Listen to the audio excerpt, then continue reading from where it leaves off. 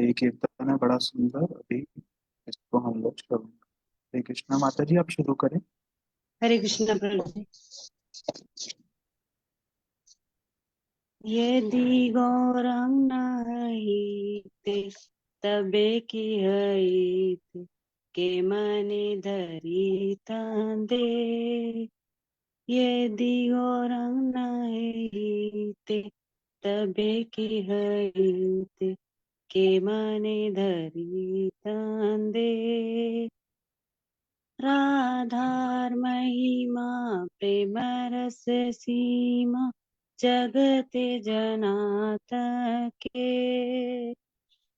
राधार महिमा प्रेम रस सीमा जगत जनात के। यदि गौर नाइते तबे की हईते के मने धरी चांदे। मधुर वृंदा विपिन माधुरी प्रवेश चातुरी सा। मधुर वृंदा विपिन माधुरी प्रवेश चातुरी सा। वरज युवती भवर भगति शकति हईत का। बरज युवती भवे शकति हईत का।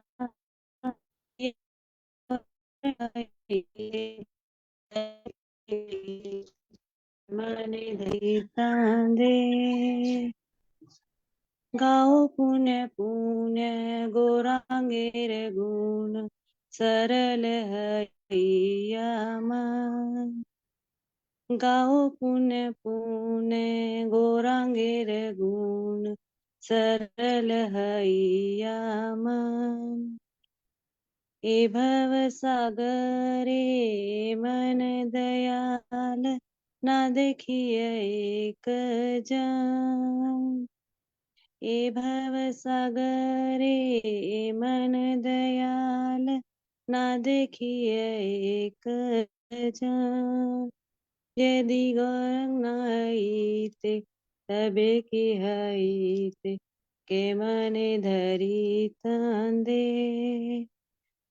गौरंग बलिया नागेनु गलिया के मने धरी नु दे।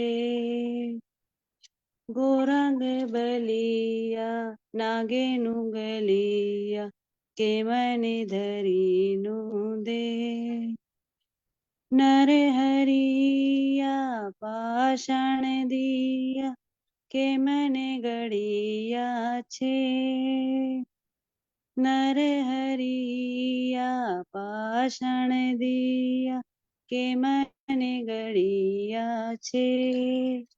यदि गौरंग नाइते तबे की हईते के मने धरी तांदे। जयो सच्चिनंदन जयो गौर हरि। सच्चिनंदन जयो गौर नित्य गौर हरि बो हरि बो हरि बो हरि बो। हरे कृष्ण। हरे कृष्णा। बहुत ही सुंदर रूप से माता जी ने कीर्तन किया। हमारे मठ में भी जब एकादशी प्रोग्राम होता है तो माता जी ऐसे ही बड़े सुंदर सुंदर कीर्तन हमें श्रवण कराती हैं। तो बड़े अच्छे से माता जी ने कीर्तन गाया, बहुत अच्छा लगा। तो अभी सभी अनम्यूट कर लीजिए, अभी हम प्रणाम करें। हरे कृष्णा। हरे हरे कृष्ण। कृष्णा नितिन प्रभु। हाँ जी, हरे आवाज कृष्ण। आ रही है? हाँ जी। हाँ। मैं कह रहा था एक बार ये वाला कीर्तन आप भी गा दो। माता जी ने बिल्कुल सही गाया है, थोड़ा सा टोन ऊपर नीचे था, तो आप एक बार गा के बता दो ताकि समझ जाए।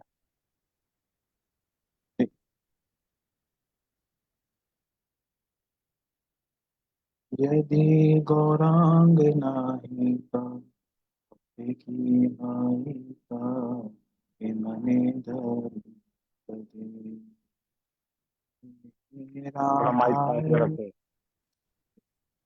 यदि गौरांग नाही तबे की हाइता हे मने धरि पदे ओ राधार महिमा प्रेम रस सीमा जगते जानत के हे मधुर वृंदा विपिना माधुरी प्रवेश चातुरी सा बरज युवती भाविरा भक्ति शक्ति हरितका यदि गौरांग नाही तबे की हाइता के मने धरि हे गाओ पुनः पुनः गुणांगे रघुना सरलः श्यामा ए भव सागरे हे मान दया न देखिए कंचन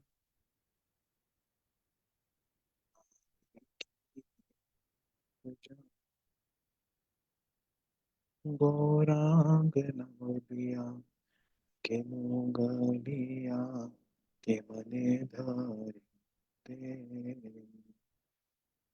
नारा हरिया आशना दिया के मने गाड़िया छे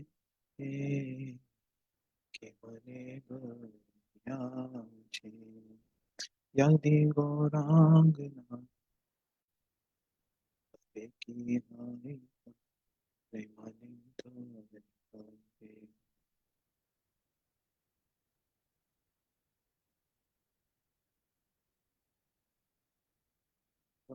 अभी प्रणाम तो कर अभी अनम्यूट करें सभी प्रणाम मंत्र सभी पीछे पीछे बोलेंगे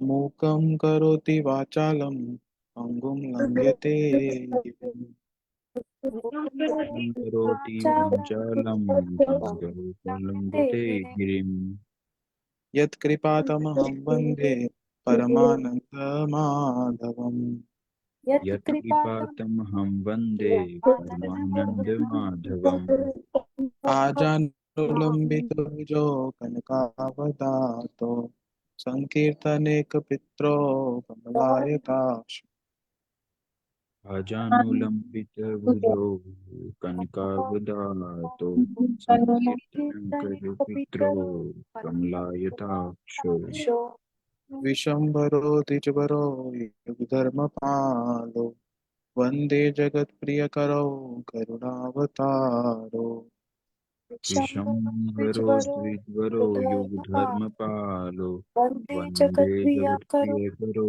करुणावतारो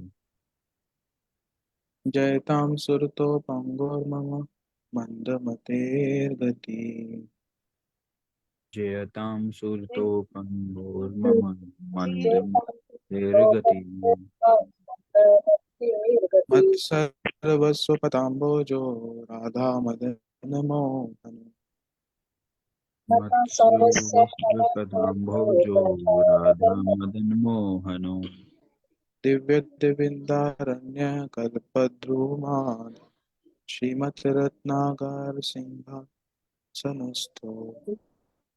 दिव्यवृन्दारण्यकल्पद्रुमाध श्रीमद्रत्नागारसिंहासनस्थो श्री श्री राधा श्री गोविंद देवो पृष्ठालिभि सेव्यमानो स्मरामि श्री श्री राधा श्री गोविंद देव प्रेष्ठाली सेव्यमानो स्मरामि श्रीमान रासरसारंभी वंशी वटतटस्थित श्रीमान रामचरसरंगी वंशीवटतट स्थित कर्शन वेणुस्वनेर्गोपी गोपीनाथ श्रेयस्तु नः।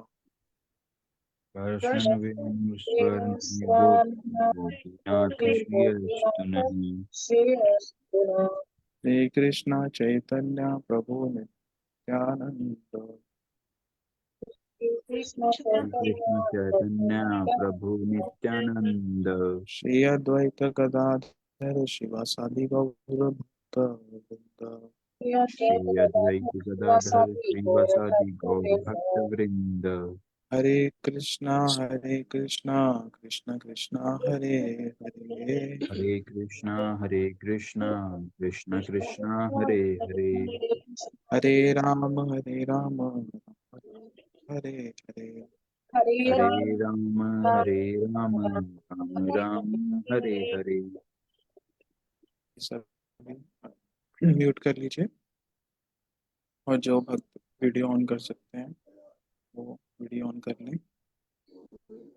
तो अभी तक हमने इस क्लास में बहुत सी चीज़ों को श्रवण किया, जहाँ पर भगवान को भोग कैसे लगाना है, भगवान की आरती इत्यादि कैसे की जाती है।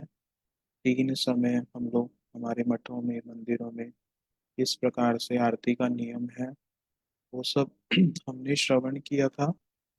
और अभी उसी क्रम में हम थोड़ा आगे बढ़ेंगे और आज हम थोड़ा श्रवण करेंगे, जैसे भगवान का जो अभिषेक किया जाता है ठाकुर जी का हमारे घरों में या विशेष महोत्सवों पे किस प्रकार से किया जाना चाहिए, उसकी विधि क्या है, उस विषय में आज हम श्रवण करेंगे। तो अभी वासुदेव प्रभु जी हम सबको श्रवण कराएंगे। हरे कृष्णा प्रभु जी, धन्यवाद, प्रणाम।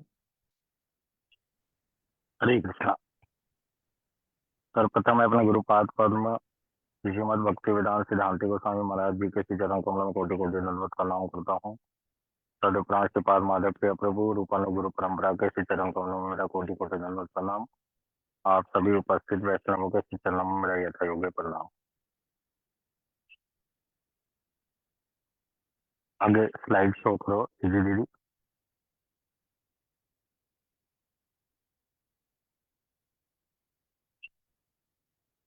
तो आज से हमने श्री चैतन्य भागवत के बारे में सुनना है। उससे पहले ये थोड़ा सा छोटा सा टॉपिक हम कवर कर लेते हैं, फिर उसके बारे में हम चैतन्य भागवत का श्रवण करेंगे। तो भोग प्रसाद और आरती के बारे में हम सुनाए हैं। अब ठाकुर जी का जो अभिषेक होता है वो कैसे होता है, उसमें किस प्रकार की भावना रहती है, क्या क्या कैसे विधि है, क्या क्या सामग्री चाहिए होती है, उसके बारे में हम सुनेंगे।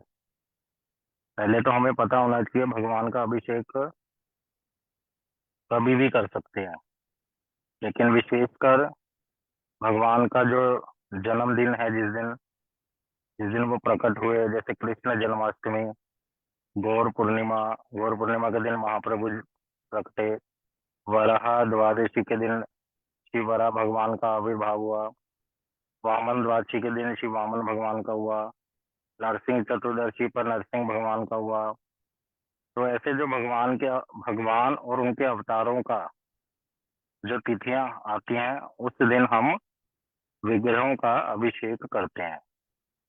कृष्ण जन्माष्टमी पे राधा कृष्ण का करेंगे, गौर पूर्णिमा पे नित्यानंद प्रभु और महाप्रभु का करेंगे। इस प्रकार से रहेगी। तो जो जो विशेष तिथियां होती हैं, मठ मंदिर में या भक्त लोग घर में अपने विग्रहों का अभिषेक करते हैं और करना चाहिए। उत्सव के दिन भगवान का जो विग्रह है उनका अभिषेक करने का नियम है। चाहे बड़े लेवल पर करो या छोटे लेवल पे, उससे कोई बड़ी बात नहीं होती, लेकिन अभिषेक करना चाहिए। अब अभिषेक के लिए क्या क्या सामग्री चाहिए होती है वो हमें थोड़ा सा पता होना चाहिए। बहुत से भक्तों को पता भी होगा, तो एक बारी हम श्रवण कर लेते हैं। जैसा कि आप देख रहे हैं, हमें एक बर्तन चाहिए होता है, प्रांत हो सकती है कोई भी बर्तन, जिसमें ठाकुर जी को बिठाया जाएगा। और बिठाकर अभिषेक करा जाएगा। और ऐसा पात्र होना चाहिए ताकि जब अभिषेक करेंगे तो उसमें जो भगवान का चरणामृत है वो एकत्रित इकट्ठा हो जाए। तो उस प्रकार के बर्तन में ठाकुर जी को विराजित किया जाता है। और फिर कुछ सफेद वस्त्र होने चाहिए, साफ सुथरे, जो यूज ना किए हों। उससे हम ठाकुर जी को पहनाते हैं जब अभिषेक करा जाता है।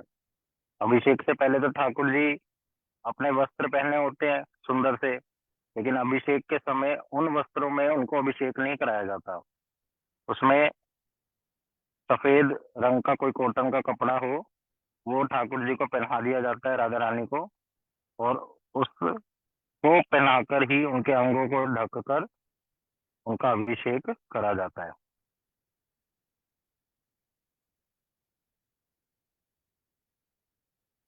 फिर ये जैसे यहाँ पे दिखा रखा है, ठाकुर जी को वस्त्र पहना रखे हैं, इस प्रकार से ठाकुर जी को वस्त्र हम पहना देंगे। आगे हमारे पास फूल माला होनी चाहिए। ठाकुर जी को जब अभिषेक कराएंगे उस समय फूल माला पहनाई जाती है। और कई भक्त लोग ड्राई फ्रूट्स की माला भी पहना देते हैं। माता लोग घर में बनाकर, जैसे उसमें मखाना, किशमिश, बादाम पिरो देते हैं, छोटी सी माला बनाकर ठाकुर जी के विग्रह को दे देते हैं जिस समय अभिषेक होता है। कुछ लोग फलों की माला भी बना देते हैं, ग्रेप्स की, जामुन की, छोटे छोटे, ठाकुर जी को पहना देते हैं।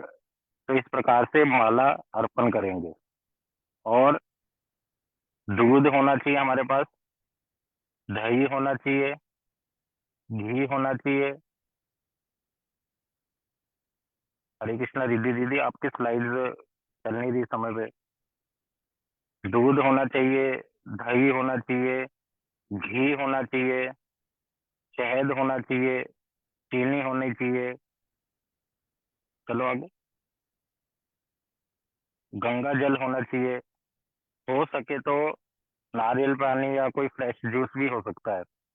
ये कोई जरूरी नहीं है कि होना ही चाहिए, पर अगर आपकी भावना है तो नारियल पानी और या कोई फ्रेश जूस भी हो सकता है, जिससे ठाकुर जी का अभिषेक किया जाएगा। फिर आगे ये तो होगी सामग्रियां। अब अभिषेक करने की विधि क्या है, कैसे, किस स्टेप वाइज, किस सीक्वेंस में हमें कौन सी वस्तु अर्पण करनी है ठाकुर जी को, ये देखना पड़ता है। सबसे पहले हमने सुन लिया कि बर्तन होगा, ठीक है ना। हम ठाकुर जी को सफेद वस्त्र पहना देंगे, उनके अंगों को ढक देंगे। और फिर जब ठाकुर जी को प्रांत में विराजित करेंगे, साफ सुथरी प्रांत होनी चाहिए, तो कृष्ण को जहां विराजित करेंगे उनके नीचे एक तुलसी पत्ता या दो चार तुलसी पत्ता रख देंगे। मतलब एक आसन की तरह उसको मानेंगे कि उस आसन पर कृष्ण बैठ रहे हैं। राधा रानी के नीचे नहीं रखते, कृष्ण के चरणों में तुलसी रखी जाती है, राधा रानी के नहीं। तो कृष्ण के विग्रह के नीचे तुलसी पत्ता रख देंगे और साथ में राधा रानी जी को बिठा देंगे। और सबसे पहले भक्त क्या करता है, जब ठाकुर जी विराजित हो जाते हैं उनको फूल माला अर्पण करेगा। जो फूल माला हो सकती है, फल की हो सकती है, ड्राई फ्रूट्स की हो सकती है, कोई भी माला हो सकती है सुंदर सी। तो उस माला को अर्पण करने के बाद सबसे पहले अभिषेक से पहले क्या करी जाती है, आरती। आरती की विधि हमने सीख ली थी, उसी को स्टेप्स को फॉलो करना है। जब वो आरती कर लेते हैं तो साथ साथ आरती के खत्म होते ही हमारे पास, अब जैसे उत्सव है, भगवान का जन्मदिन है, और जन्मदिन का जो समय होता है, जैसे कृष्ण जन्माष्टमी है, तो भगवान आधी रात में जन्म लिए थे। तो अभिषेक कितने बजे करते हैं भक्त लोग, आधी रात को, कि भगवान प्रकट हुए हैं। गौर पूर्णिमा, महाप्रभु कब आए थे, ग्रहण लगा हुआ था उस समय, संध्या के समय आए थे। तो 6 बजे के करीब, 6-7 बजे के करीब महाप्रभु का क्या होता है, शाम को अभिषेक होता है। ऐसे ही नरसिंह चतुर्दशी पे नरसिंह भगवान कब आए थे, शाम के समय, जब दोनों समय मिलते हैं, तो उस समय नरसिंह भगवान का अभिषेक होता है। तो रामनवमी पे क्या करते हैं, हम सुबह अभिषेक कर लेते हैं, क्योंकि राम जी का सुबह प्राकट्य हुआ था। नित्यानंद प्रभु का भी सुबह कर लेते हैं, क्योंकि सुबह प्राकट्य हुआ था। तो ऐसे जो अलग अलग तिथियां आती हैं, उस पर जब जब भगवान प्रकट हुए जिस समय, उसी समय पर हम लोग कोशिश करते हैं अभिषेक करने का। तो अब ठाकुर जी प्रकट हुए हैं, उत्सव है, तो सबसे पहले ठाकुर जी की आरती करी जाती है।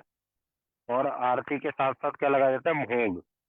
जैसे आप कोई मिठाई का डब्बा रख सकते हैं, घर पर बनाई मिठाई रख सकते हैं, कोई भी वस्तु आप उनको अर्पण कर सकते हैं। वैसे तो मिठाई मिठाई विशेष कर रहती है, पर ऐसा नहीं कि खाली मिठाई ही हो, और भी चीजों का, वस्तु का भोग लगा सकते हैं। गोपाल मंत्र का जप कर दें उसी समय, तो ठाकुर जी की आरती और भोग अर्पण सफेद वस्त्रों में फूल माला जब उन्होंने पहन रखी है, उस समय हो जाता है।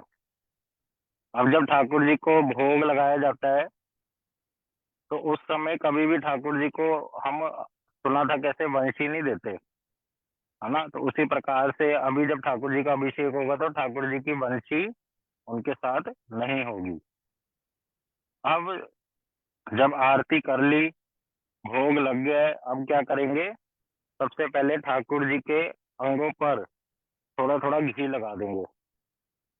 जौन से विग्रहों की हम अभिषेक करने जा रहे हैं, उनके अंगों पर अपनी उंगलियों से, राइट हैंड से, लेफ्ट हैंड यूज नहीं करना, राइट हैंड से ठाकुर जी को अंगों पर थोड़ा थोड़ा सा घी लगा देंगे।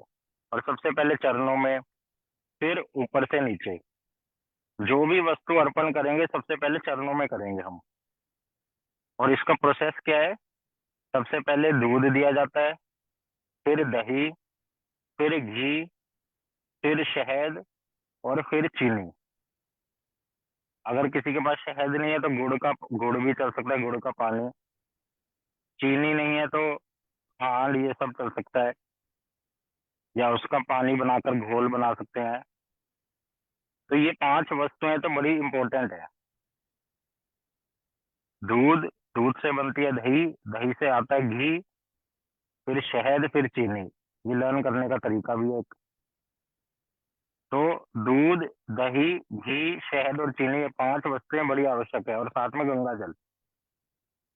तो सबसे पहले आपके पास जो जल वाला शंख है, उसमें दूध भर देंगे, और सीधे हाथ से ठाकुर जी के पहले चरणों में थोड़ा दूध डालेंगे, फिर उनके सबसे ऊपर, मस्तक के ऊपर डालेंगे, धीरे धीरे सारे अंगों पर आएगा। इस प्रकार से करना है, पहले चरणों में देना है, फिर ऊपर। ऐसे राधा रानी के चरणों में देना है, फिर ऊपर। तो दूध देना है, फिर दही, फिर घी, फिर शहद, फिर चीनी। अब जैसे कुछ तिथियां सर्दियों के समय आती हैं, तो उस समय दूध, दही, ये सब, घी और जो है, ये थोड़ा थोड़ा कोसा गर्म कर लेना चाहिए, ज्यादा गर्म नहीं, कोसा सा। और जब गर्मियों के दिन है तो ये ठंडा भी चल सकता है। दही जो है उसको थोड़ा फेंट लेना चाहिए, गाढ़ा गाढ़ा नहीं होना चाहिए। घी भी पिघला हुआ होना चाहिए। और चीनी या बूरा, उसको, उसका भी आप पानी में घोल बना सकते हैं, चाशनी जैसा। नहीं तो ऐसे भी अर्पण कर सकते हैं। आगे चलिए।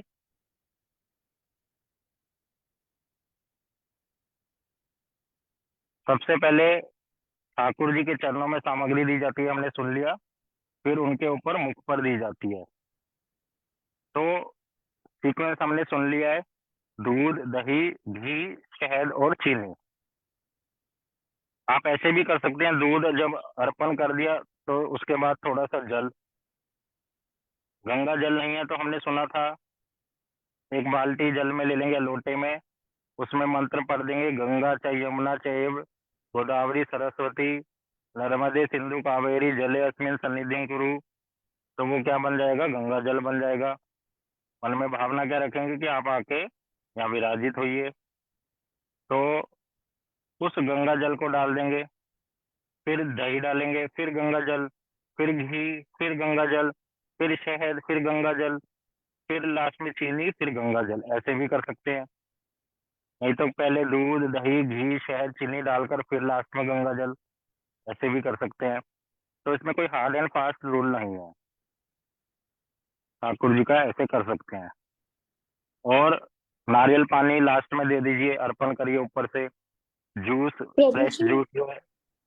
प्रभु जी, अभी जो आपने बताया एक बार दोबारा बताइए, नेटवर्क नहीं आ रहा था ठीक से। माता जी दोबारा कहाँ से बताना है, क्या बताना है दोबारा? ये अभी जो आपने बताया था ना कि गंगा जल नहीं हो आपके अच्छा पास, अच्छा। तब यहाँ से हाँ हाँ, जी।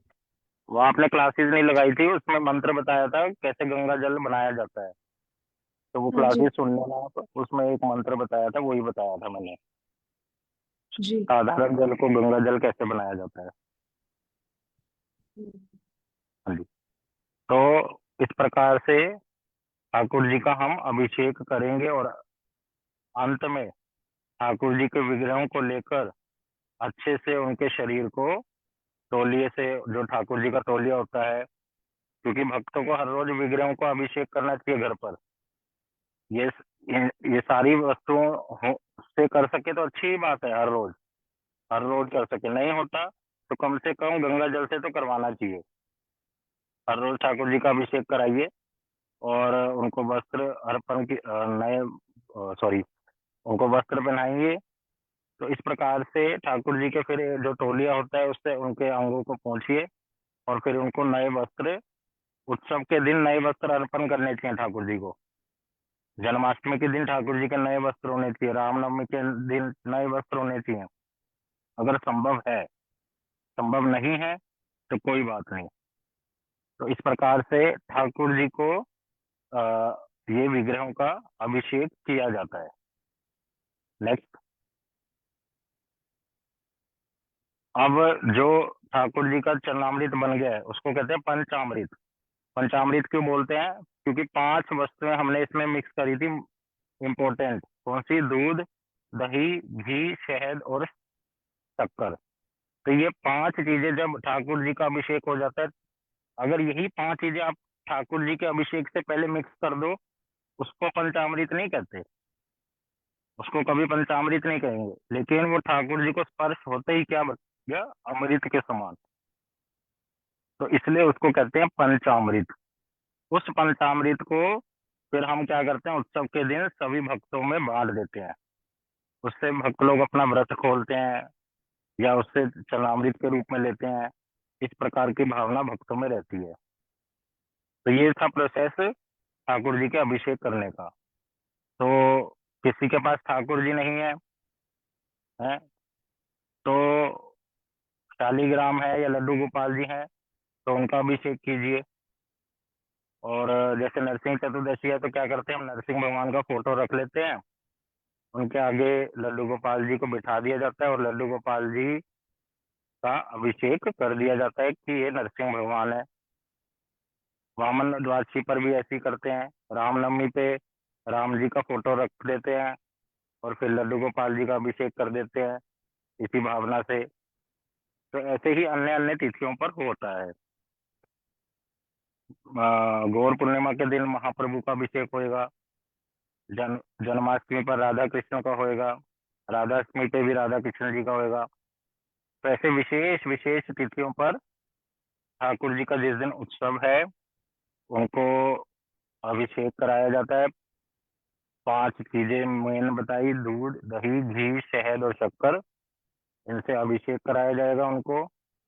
और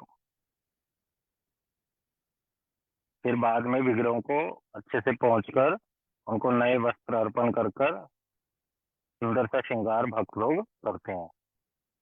अगर किसी को कुछ समझ ना आए तो पूछ सकते हैं।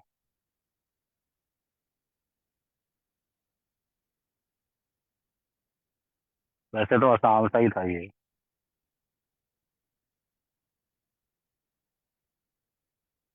हाँ जी, विष्णु प्रभु पूछिए। हरे कृष्ण प्रभु जी। प्रभु जी, वो मेरे को उसमें डाउट था, जो आपने जैसे गंगा, वो साधारण पानी को गंगा जल बनाने का बताया था, उसमें वो मंत्र जब हम पढ़ेंगे तो मतलब बस मतलब जैसे किसी पात्र में वो पानी डालकर उसमें वो बस वो मंत्र पढ़ देना है, या फिर मतलब कुछ वो उसको पात्र को हाथ में रखना, ऐसा कुछ भी था वो? नहीं, बस उसको स्पर्श कर कर, जल को स्पर्श करके वो मंत्र का, और मन में भावना रखते हुए कि गंगा जी आप यहाँ पर आइए, सभी नदियां यहाँ आइए और विराजित होइए, ये वाली वो भावना रखेंगे। स्पर्श वो वैसे ही करना जैसे हमने भोग के समय सीखा था, वो ऐसे हाँ। करके? हाँ, ठीक ठीक है नाखून बाबू नहीं जी, हरे लगाना। कृष्ण। और जब आप दूध दही घी शहद इसकी तैयारी करके रखते हैं पहले से अभिषेक के लिए, तो हर एक वस्तु में तुलसी का पत्ता जरूर दें।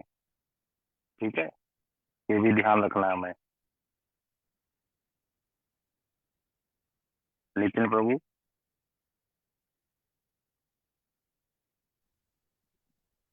हरे कृष्णा।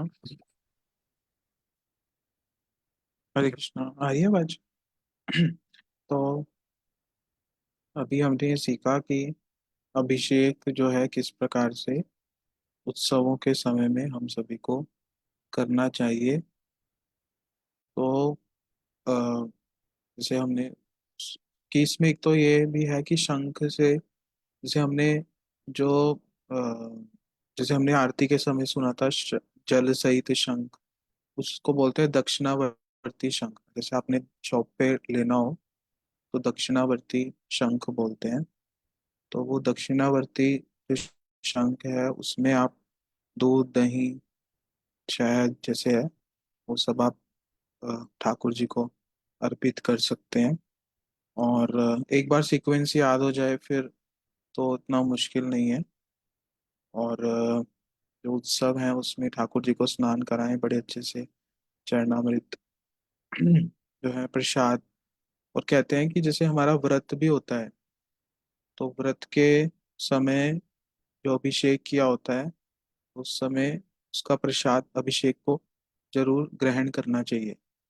जब हम व्रत रखते हैं विष्णु तिथि पे, जैसे गौर पूर्णिमा और जन्माष्टमी, नरसिंह चतुर्दशी, तो उसमें जो अभिषेक होता है, इसीलिए हमारे मठों में जब होता है तो भक्त लोग पहले चरणामृत ग्रहण करते हैं, उसके बाद कोई वस्तु लेते हैं। तो उस समय चरणामृत को अवश्य ग्रहण करना चाहिए। ये अभी ये सुन,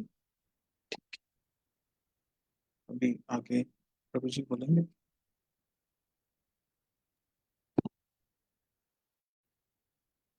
तो ये हमने अभिषेक के बारे में सुन लिया। अब अभी हम श्री चैतन्य भागवत का शुभारंभ करेंगे आज। तो श्री चैतन्य भागवत जो ग्रंथ है वो बड़ा ही इम्पोर्टेंट ग्रंथ है हम भक्तों के लिए। जैसे श्रीमद् भागवत ग्रंथ का नाम सबने सुना है और सुनी, वो भागवत गुरु जी के मुख से सुनी भी हुई है, अन्य अन्य भक्तों के मुख से। श्रीमद् भागवत ग्रंथ क्या है? जिसमें भगवान कृष्ण और उनके भक्तों की लीलाओं का वर्णन है। जैसे ध्रुव महाराज, प्रहलाद महाराज, भगवान के अवतारों का वर्णन है। नरसिंह भगवान, वामन भगवान, वरा भगवान, है ना? ये सारी कथाएं किसमें है? श्रीमद् भागवत में। कृष्ण की मधुर मधुर लीलाएं सखाओं के साथ, नंद बाबा यशोदा मैया के साथ, अपनी गोपियों के साथ, ये जो सारी लीलाएं हैं ये किसमें वर्णन है? श्रीमद् भागवतम में। और इसको लिखने वाले कौन है? शिला वेद व्यास जी। ये वेद व्यास जी कौन है? भगवान के ही अवतार हैं एक। तो कृष्ण भगवान ही स्वयं अपने अवतार के माध्यम से अपनी लीलाओं को लिख रहे हैं।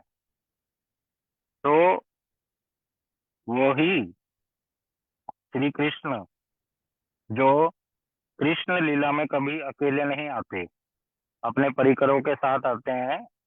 जब वो कृष्ण महाप्रभु बनकर आते हैं, चैतन्य महाप्रभु की जो लीला है उसमें, तो कभी अकेले नहीं आते। उसमें भी जितने भी कृष्ण के परिकर, राधा रानी, सखियां, नंद बाबा, यशोदा मैया, सखा हो गए, सारे दास हो गए, नारद मुनि जी हो गए, ये सभी कौन? चैतन्य महाप्रभु की लीला में भी अवतार लेते हैं। जैसे महाप्रभु कौन है? महाप्रभु है कृष्ण, राधा रानी की भावना को लेकर आए। फिर नित्यानंद प्रभु कौन है? बलराम जी। और गदाधर पंडित कौन है? राधा रानी। श्री अद्वैत आचार्य जी कौन है? विष्णु। और शिवास पंडित जी जो है वो नारद ऋषि हैं। तो ऐसे ये सारे जितने भी कृष्ण लीला में भक्त हैं वो महाप्रभु की लीला में भी सारे के सारे अपना योगदान देते हैं। तो उसी प्रकार से अब वेद व्यास जी तो कृष्ण लीला में है, अब वही वेद व्यास जी महाप्रभु की लीला में श्रील वृंदावन दास ठाकुर जी के नाम से जाने जाते हैं। किस नाम से? श्रील वृंदावन दास ठाकुर। उन्हीं श्रील वृंदावन दास ठाकुर ने चैतन्य भागवत लिखी। चैतन्य भागवत मतलब जिसमें चैतन्य महाप्रभु और उनके भक्तों की लीलाओं का वर्णन किया गया है, जिसमें महाप्रभु की सारी कैसे उनका जन्म हुआ, कैसे वो लीलाएं करते थे, धीरे धीरे बड़े हुए, 24 साल तक कैसे नवदीप धाम में रहे, उसके बाद अगले 24 वर्ष जगन्नाथपुरी में रहे, टोटल 48 वर्ष के लिए महाप्रभु इस धरती पर लीला किए। क्या क्या उन्होंने लीला करी, रथ यात्रा के समय क्या भावना होती थी, बचपन में कैसे वो नटखट लीला करते थे, कैसे नाम संकीर्तन का प्रचार किया महाप्रभु ने। तो ये सारी लीलाओं का वर्णन किसने किया? श्रीला वृंदावन दास ठाकुर जी ने। श्री वृंदावन दास ठाकुर जी कौन है? श्री वेद व्यास जी। इन्हीं वृंदावन दास ठाकुर ने क्या किया? श्रीमद् भागवत ग्रंथ के जो विचार है, जो वहां पर श्लोक वर्णन है, उनको बड़ा सरल रूप में बंगला भाषा में, जैसे भागवत में जो संस्कृत में लिखा हुआ है उसको हम क्या कहते हैं? श्लोक। लेकिन चैतन्य भागवत में कौन सी भाषा में लिखी है उन्होंने? बंगला भाषा में, बंगाली भाषा में। तो उसमें जो श्लोक लिखे हैं उन श्लोकों को क्या बोलते हैं? प्यार। उनको कहते हैं प्यार। तो वो जो प्यार उन्होंने लिखे वो बहुत ही सरल भाषा में लिखे। श्रीमद् भागवत के जो श्लोक हमें समझाना चाहते हैं उन्हीं श्लोकों को बड़ा सरल कर कर चैतन्य भागवत में उन्होंने लिख दिया, प्यार। अब जो शिला वृंदावन दास ठाकुर हैं, उनका जो जन्म हुआ वो नवदीप धाम के पास ही हुआ। जो लोग नवदीप धाम की परिक्रमा में गए हैं उनको पता होगा अच्छे से कि वहां पर जो गंगा जी हैं उन्होंने नवदीप धाम को ऐसे, वहां पर वो ऐसे बहती हैं कि उनको उन्होंने एक बड़े से द्वीप को 9 द्वीपों में भाग कर दिया, इसलिए बोलते हैं नवद्वीप, 9 द्वीप। तो महाप्रभु का तो जन्म कहाँ हुआ? सबसे बीच वाले द्वीप में, जिसे बोलते हैं अंतरद्वीप, मायापुर जिसे बोलते हैं। उस अंतरद्वीप में महाप्रभु का जन्म हुआ था। और एक और द्वीप का नाम है मोद द्रोण द्वीप। वहां उस मोदरुण द्वीप में शिला वृंदावन दास ठाकुर का जन्म हुआ। तो शिला वृंदावन दास ठाकुर का जन्म कहाँ पर हुआ? महाप्रभु के एक भक्त हैं जिनका नाम है श्रीवास पंडित जी। श्रीवास पंडित जी जो कौन है? नारद मुनि। तो वो श्रीवास पंडित महाप्रभु के बहुत बड़े भक्त हैं। श्रीवास पंडित जी के 4 भाई थे। ये टोटल कितने भाई हैं? 4। उसमें से एक भाई की एक पुत्री है जिनका नाम था नारायणी देवी। जब महाप्रभु अंतरद्वीप में रहते थे और शिवास पंडित जी का भी घर बिल्कुल ही पास में है। जो लोग परिक्रमा में जाते हैं उनको पता है, जो नहीं जाते उनको जाना चाहिए। तो महाप्रभु का जहाँ घर है उनके घर के बिल्कुल साथ में ही घर किसका है? श्रीवास पंडित जी का। तो महाप्रभु जब भक्त होने वाली लीला करते थे तो दिन रात नाम संकीर्तन करते थे। किसके घर पर? श्रीवास पंडित जी के घर पर। और उन्हीं के घर पर बहुत सारे भक्त एकत्रित हो जाते थे और नाम संकीर्तन करते थे हरे कृष्ण महामंत्र का। तो ये जो नारायणी देवी थी उस समय बचपन में बड़ी सारी सेवाएं करती थी महाप्रभु की। तो महाप्रभु बड़े खुश होते थे और महाप्रभु अपना जो झूठा प्रसाद है, मतलब उचिष्ट, वो नारायणी देवी को दे देते थे। तो उसी कृपा के कारण नारायणी देवी का जब विवाह हो गया और यहाँ इनके यहाँ पर संतान उत्पत्ति हुई, तो वो संतान कौन सी हुई? शिला वृंदावन दास ठाकुर जी। ये श्री वृंदावन दास ठाकुर जी स्वयं में अपने बारे में बता रहे हैं कि मेरा जन्म कहाँ पर हुआ? नारायणी देवी मेरी माता का नाम है। जब उन्होंने चैतन्य भागवत ग्रंथ लिखा तो उन्होंने अपने पिता का नाम नहीं बताया। उन्होंने केवल उन, जैसे हम स्कूल में जाते हैं या कहीं भी, जब हम अपना परिचय देते हैं तो हम अपने मम्मी पापा का नाम बताएंगे, अपने पूरा बताएंगे, रिलेटिव्स कौन कौन है मेरे। तो उसी प्रकार से वृंदावन दास ठाकुर जी ने भी बताया, लेकिन किनका नाम बताया? केवल जो भक्त थे उनके घर में। जो भक्त नहीं थे उनका नाम नहीं बताया। उन्होंने यहाँ से शिक्षा दी कि जो भक्त हैं केवल वो ही, उन्हीं के साथ हमें रहना चाहिए, संग करना चाहिए। जो अभक्त हैं, जो कृष्ण के भक्त नहीं है, महाप्रभु की बात को नहीं मानते, वो उनका नाम लेना भी बहुत अपराध है। तो ऐसे लोगों का मुझे संग नहीं करना।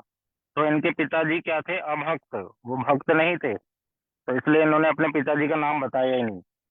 और जबकि पुत्र का जो वंश परंपरा है वो उसके बारे में माता के यहाँ से नहीं पता चलता, पिता के यहाँ से पता चलता है, लेकिन इन्होंने अपनी माता का नाम ही बताया। क्यों? क्योंकि वो महाप्रभु की क्या है? भक्त हैं। तो श्रील वृंदावन दास ठाकुर ये वर्णन कर रहे हैं चैतन्य भागवत में। तो ये वृंदावन दास ठाकुर जो वेद व्यास जी हैं, इन्होंने श्रीमद् भागवत ग्रंथ के जो श्लोक हैं उसका सरलीकरण कर सरल भाषा में प्यार के रूप में चैतन्य भागवत में लिखा और महाप्रभु की लीलाओं का वर्णन किया। कैसे महाप्रभु कब कब क्या शिक्षा दे रहे हैं और वो शिक्षा श्रीमद् भागवतम में कहाँ कहाँ ली गई है। तो उस बात को श्री वृंदावन दास ठाकुर ने हमें समझाया। श्रील वृंदावन दास ठाकुर किसके शिष्य हैं? ये हैं शिष्य श्री नित्यानंद प्रभु के। श्री वृंदावन दास ठाकुर किसके शिष्य हैं? नित्यानंद प्रभु के। उनके गुरु जी का नाम क्या है? नित्यानंद प्रभु। नित्यानंद प्रभु कौन है? बलराम जी। तो श्री वृंदावन दास ठाकुर जब इस ग्रंथ को लिखना शुरू किया तो लिखना तो किसके बारे में था? उनको महाप्रभु की लीलाएं। लेकिन शुरुआत किससे करी उन्होंने? अपने गुरु जी की महिमा गाकर। क्यों? क्योंकि उन्होंने बताया कि मैं अपने गुरु जी की कृपा से ही महाप्रभु की लीलाओं को बता सकता हूँ। जिनके ऊपर नित्यानंद प्रभु की कृपा नहीं होती वो महाप्रभु को कभी भी नहीं जान सकते। तो ये सीक्वेंस है। जब हमें अगर भक्ति में आगे बढ़ना है तो एक सदगुरु से हरि नाम लेकर, दीक्षा लेकर, जीवन में नॉन वेज, प्याज, लहसुन ये सब छोड़कर गले में कंठी धारण करें, वैष्णव तिलक धारण कर कर हमें महाप्रभु का भक्त बनना पड़ेगा। तभी हम महाप्रभु को जान सकेंगे, राधा कृष्ण की सेवा कर पाएंगे, वरना पॉसिबल नहीं है। तो नित्यानंद प्रभु कौन है? गुरु जी। तो वृंदावन दास ठाकुर अपनी लीला के माध्यम से बता रहे हैं कि मैं अपने गुरुजी को और भक्तों को प्रणाम करता हूँ। उन्होंने जो पहला चैप्टर लिखा वो सारा अपने गुरुजी की महिमा लिख दी कि बलराम जी कौन है, नित्यानंद प्रभु कौन है, और भक्तों की महिमा को लिखा उन्होंने बहुत सारा कि भक्तों की कृपा के बिना कभी भी गति नहीं हो सकती। भागवत के श्लोकों को वहां लिखा, फिर बताया कैसे भागवत में ये सारी बातें पहले बता चुके हूँ मैं, और वही बात मैं फिर से दोहरा रहा हूँ। तो उन सारी बातों को सार रूप में उन्होंने पहले चैप्टर में लिख दिया कि मेरे गुरु कौन है? नित्यानंद प्रभु। उन्हीं की कृपा से मैं महाप्रभु की लीला को वर्णन कर रहा हूँ, वरना मैं कोई भी संभव नहीं है कि जो महाप्रभु की लीला का वर्णन कर सके। और मैं भक्तों की कृपा की प्रार्थना करता हूँ। भक्तों के संग के बिना महाप्रभु और राधा कृष्ण की कृपा की प्राप्ति नहीं हो सकती, गुरु जी की प्राप्ति नहीं हो सकती। इस प्रकार की भावना उन्होंने चैतन्य भागवत में बताई। तो ये वृंदावन दास ठाकुर जी के माध्यम से ही हमें चैतन्य भागवत ग्रंथ पता चला। जब वृंदावन दास ठाकुर जी ने ग्रंथ लिख दिया तो उसका नाम लिखा था, उनके ग्रंथ का पहले नाम चैतन्य भागवत नहीं था, उन्होंने अपने ग्रंथ का नाम रख दिया था चैतन्य मंगल। क्या रख दिया था? चैतन्य मंगल। लेकिन उनको जब पता चला कि इस नाम का ग्रंथ पहले भी है, जो कि एक भक्त द्वारा लिखा गया है, क्या उन भक्त का नाम है श्री लोचन दास ठाकुर। ये सारे जो नाम मैं बोल रहा हूँ ये महाप्रभु के लीला में आए हुए भक्त लोग हैं। तो वो श्री लोचन दास ठाकुर के द्वारा से उन्होंने महाप्रभु की महिमा का वर्णन किया जिस ग्रंथ में, तो उस ग्रंथ का नाम लिख दिया चैतन्य मंगल। तो जब उनको पता चला तो उन्होंने अपने ग्रंथ का नाम चेंज करा और लिख दिया चैतन्य भागवत। तो इस प्रकार से वृंदावन दास ठाकुर ने चैतन्य भागवत ग्रंथ लिखा।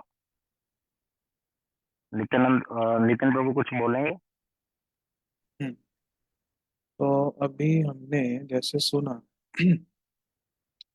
चैतन्य भागवत, जैसे हम लोग भागवत कथा सब लोग सुनते हैं ना, लिखा होता है, फ्लैक्स लगते हैं, फ्लायर लगते हैं, उस पर लिखा होता है श्रीमद् भागवत सप्ताह। तो उसमें जो कथा होती है भागवत जी की, उसमें कृष्ण लीला को बताया जाता है, जैसे अभी सुन रहे थे। तो ऐसे ही हमने सुना कि जो अब ये सारी लीला, भागवत जी की लीला किसने लिखी? व्यास जी ने, जिन्होंने सारे के सारे वेद पुराण, उसके सार को, जो उनका फल है, सारी की सारी क्रियाओं का फल है, उसको बताया भागवत के रूप में। तो जैसा हम सुन रहे थे, जैसे गुरु जी उदाहरण देते हैं कि प्राइम मिनिस्टर अगर कहीं पे आता है तो वो अकेले आते हैं कहीं पे? हम्म। प्राइम मिनिस्टर कभी देखा है अकेले जा रहे हैं? उनके साथ कितने सारे लोग होते हैं, सिक्योरिटी गार्ड, सब कोई। तो ऐसे ही जब भगवान इस जगत में आते हैं तो वो अकेले नहीं आते, उनके साथ उनके सखा, यशोदा मैया, रोहिणी मैया, ये सब आते हैं। तो महाप्रभु जी कौन है? महाप्रभु जी हैं स्वयं श्री कृष्ण। तो जब वो आते हैं तो वो साथ में क्या लेके आते हैं? अपने सारे पार्षदों को।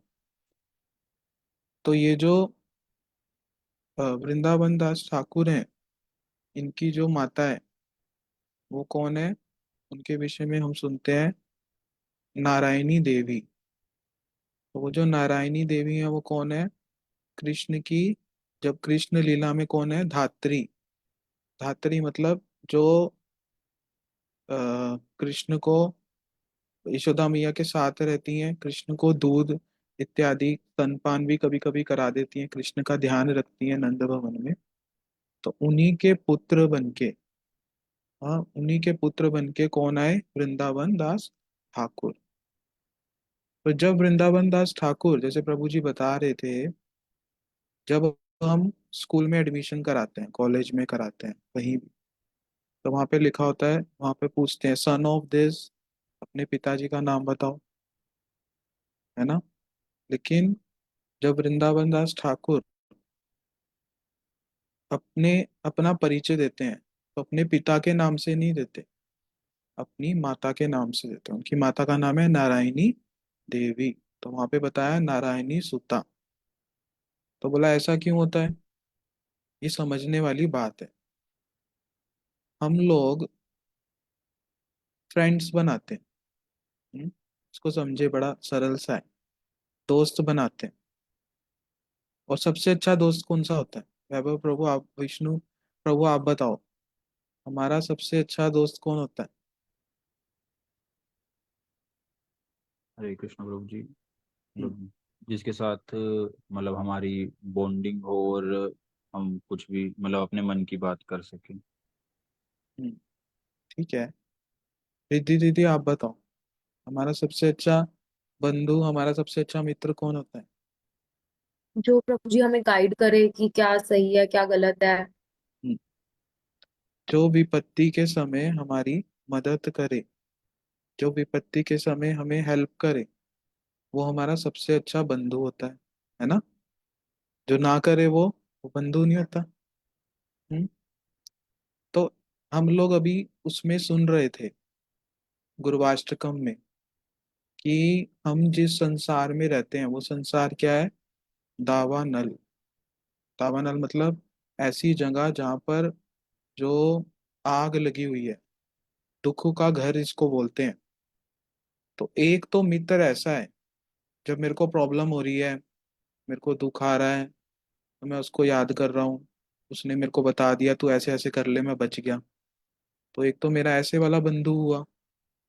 और एक बंधु कैसा, जो हमें इस दुखों के जाल में, जहाँ दुख आते ही हैं, ऐसा हुआ है कभी कि दुख आने बंद हो गए हों? एक दुख जाता है दूसरा आ जाता है। हम्म।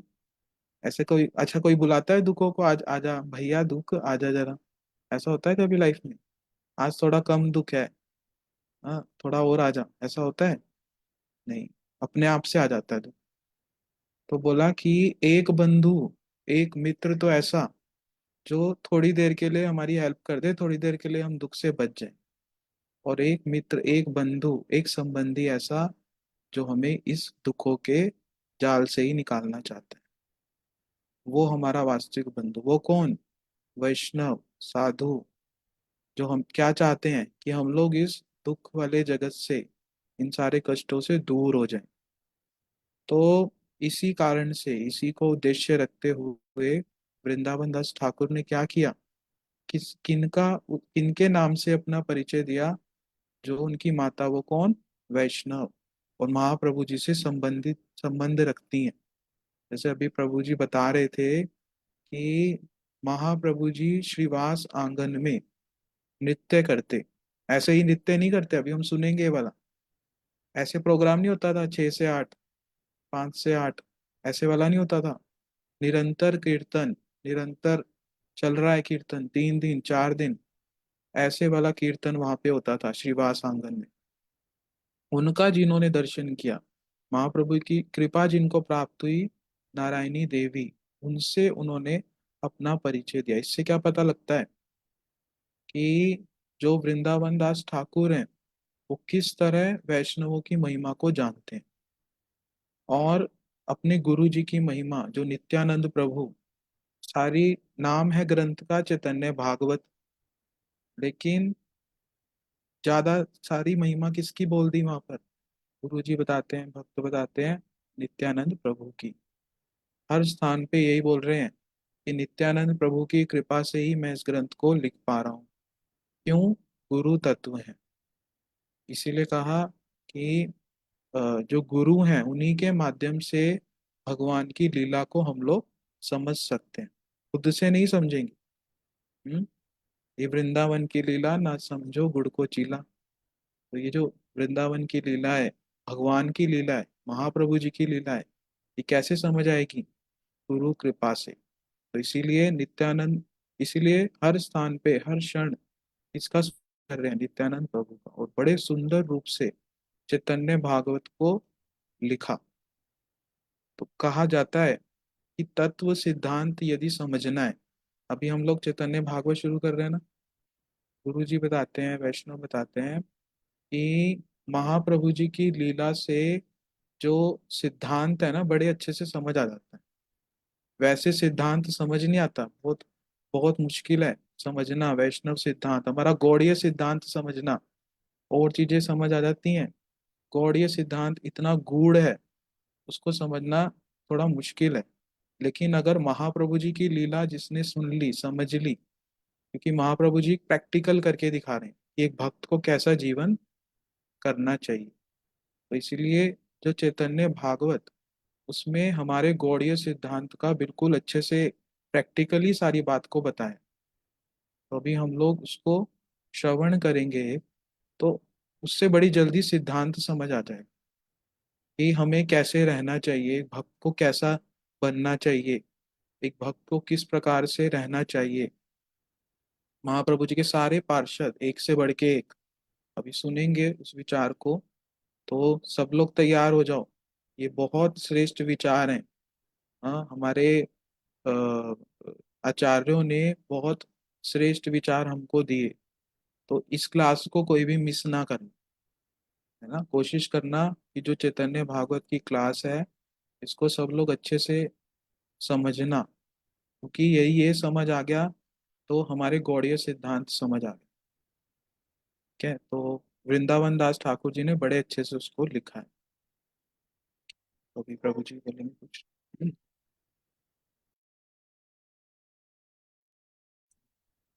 ठीक।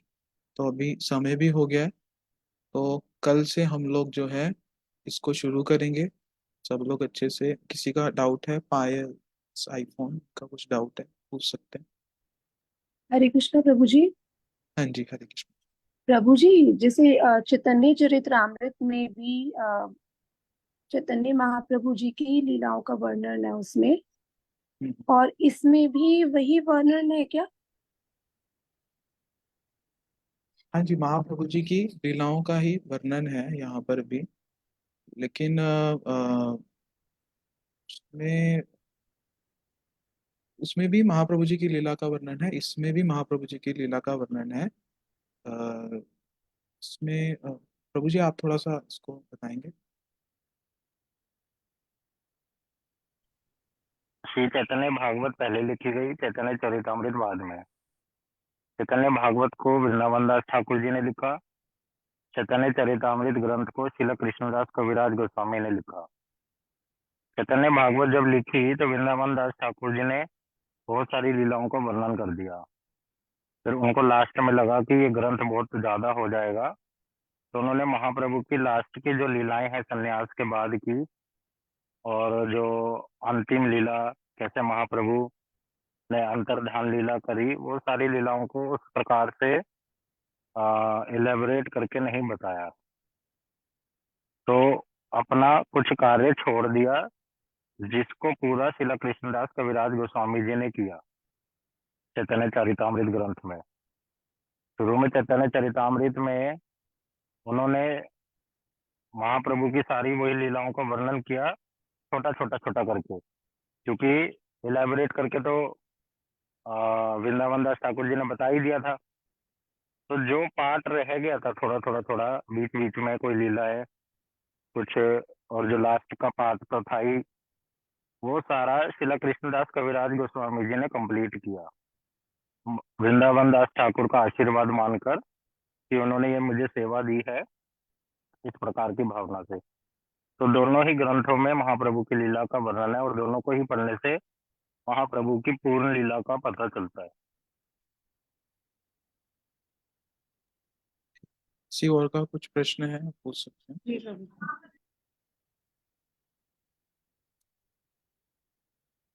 ठीक है, तो अभी समय हो गया है, तो कल हम लोग फिर से समय से क्लास को करें। हरे कृष्णा सर।